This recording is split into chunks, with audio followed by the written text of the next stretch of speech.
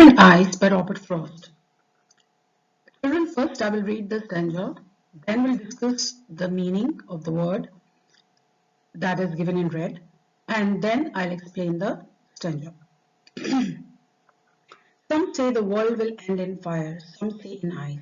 From what I've tasted of desire, I hold with those who favor fire. Now, there's a word in the third line, tasted, which is given in red, which is highlighted with red color. It means experienced, okay, or had gained knowledge about, okay. Now, in this poem, the poet deals with a very sublime subject, that is the end of the world, okay. Everything that has a beginning or origin does have an end. This is the eternal law of nature.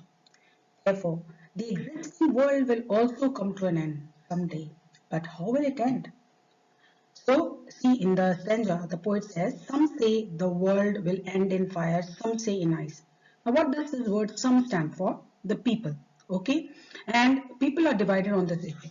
Some of the people feel that the world will end due to fire, and others believe that it will end due to ice.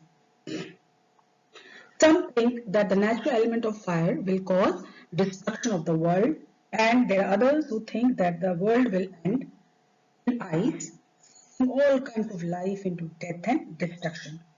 Putting in terms of human emotion, the element of fire stands for passions and desires, and the element of ice represents hate, greed, and cruelty, etc. Now, if you see in the third line, the poet says, from what I've tasted of desire.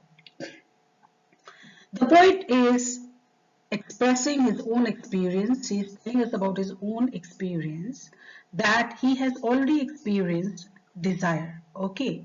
And on the basis of his experience, he knows that excessive desire will destroy the world. So what he decides on the basis of his experience? He decides that he will on those people's side who believe that the world will end because of fire. Okay, so I hold with those means I favor those, I stand with those, I support those people. So he stands and supports those people who believe that fire, symbolized by uncontrollable passions and desires, will be the real cause of the end of the world. Now let's discuss the rhyme scheme of the stanza. Now you can see at the bottom rhyme scheme is AB. Now how do we understand this rhyme scheme? You can see the words in the end are the rhyming words. Like for example, fire and ice do not rhyme. So how do we find out rhyme scheme? We write the small letter A in front of the first word.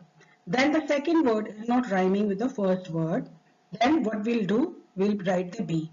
Then if you come to the next third line, the last word of the line is desire. Desire rhymes with fire. So whatever letter we have given to fire, we'll give to desire.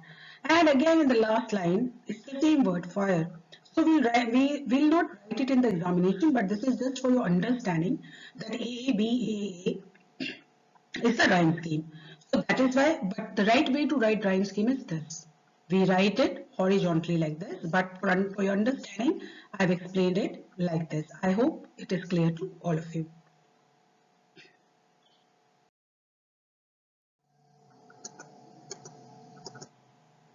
But if it had to perish twice, I think I know enough of hate to know that for destruction ice is also great and would suffice.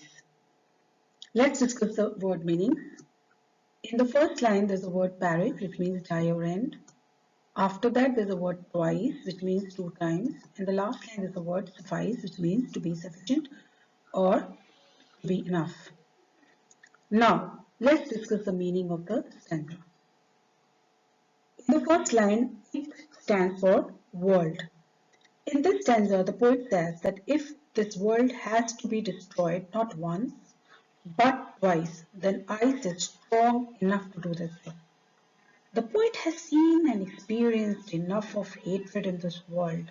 As you see, he says, I think in the second line, the poet says, I think I know enough of hate. Okay, so what he means by this, he says, that he has seen and experienced enough of hatred in this world. The poet compares ice to hatred. Hatred may be racial hatred, religious hatred, communal hatred, or any other type of hatred. Ice also stands for cold thought and reasoning, which makes us insensitive and cruel, devoid of any warmth or love. Devoid means without, so without any warmth or love. Poet thinks that ice or heat can be a great and strong cause for the destruction of this world. Ice or hatred will be sufficient to bring an end to this world. Now, let's discuss the rhyme scheme. Rhyme scheme, as you see, is mentioned BC, BCB. Now, if you see in the first line, there's a word twice, and we'll give it the letter B. Then hate doesn't rhyme with twice, so we are giving it C. And in the first stanza, there was no word which rhymes with hate. So that is why we're giving it next sound. Means like earlier we discussed two sounds, that is fire and ice. Then this hate wasn't mentioned there, so that is why we are giving it the next letter, that is the third letter C. Now again in the first line there's a word twice, the last word twice, and if you see in the third line again there is ice, so they rhyme with each other, twice and ice. So whatever letter we have given to this line, we'll give it to, sorry, this word twice, we'll give it to ice. Okay, now let's come to the next line. The last word is great, which rhymes with hate, so CC, and then suffice rhymes with twice and ice, so B. So this is how we write the rhyme scheme.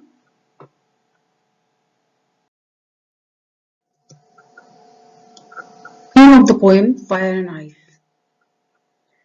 The theme of the poem Fire and Ice, written by Robert Frost, is that how human beings will be responsible for the end of the world, either by the misuse or overuse of natural resources or due to their greed and hatred for each other. He also wants to tell us that we are just as destructive to our world as natural disasters.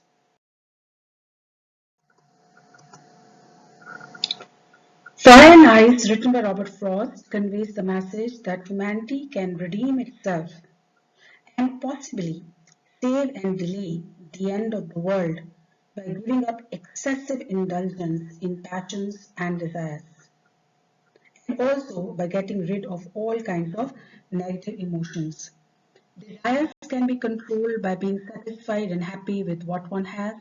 Love for all human beings and nature can be an antidote for the venom of hatred.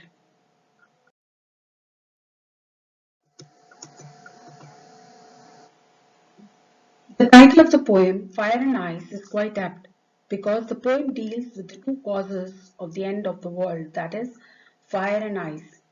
It's true that human beings will only be responsible for the end of this world with their wrong actions and negative thinking.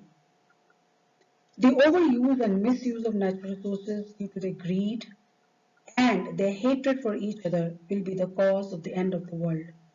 Both the emotions, greed and hatred, are very accurately represented by fire and ice.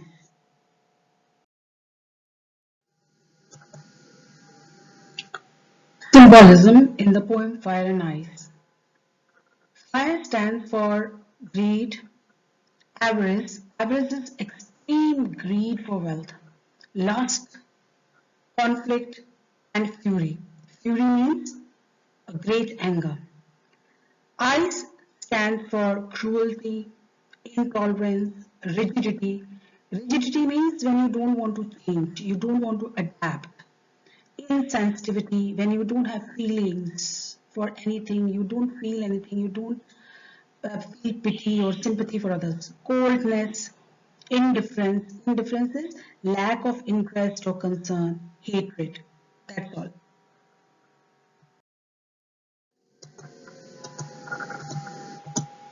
Thank you.